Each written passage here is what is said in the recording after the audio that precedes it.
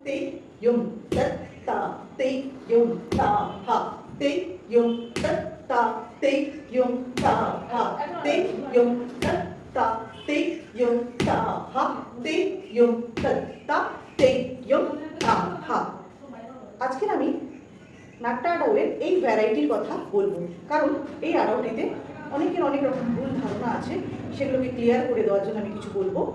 যেমন পায়ের ব্যালেন্স, আমি যখন ডান পাটা বার করছি তখন আমার বডির ব্যালেন্স পুরোটা থাকবে বাঁ পায়ের উপর। আমি কিন্তু এটা করবো না। অনেকেই করে তেই ইয়ম তা তেই ইয়ম তা হা তেই ইয়ম তা তে, এটা হবে না। কি করতে হবে?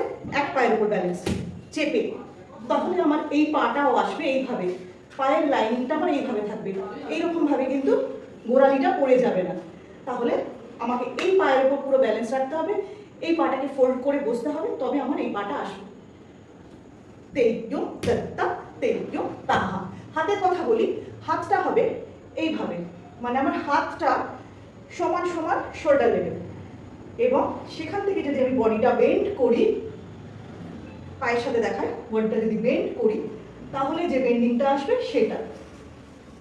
আমি হাত এরকমভাবে বেন্ড করতে পারবো না, হাত এইরকম, আমাকে বডিটা বেন্ড করে এই হাতটা বার করতে হবে এবং এইভাবে মুদ্রা ঘুরিয়ে একই লাইনে রাখতে হবে হাতটা, তবেই পারফেক্ট হবে আডাউটা।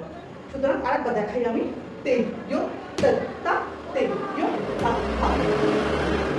আশা করি এই ভিডিওটা আপনাদের কাজে আসবে। নমস্কার।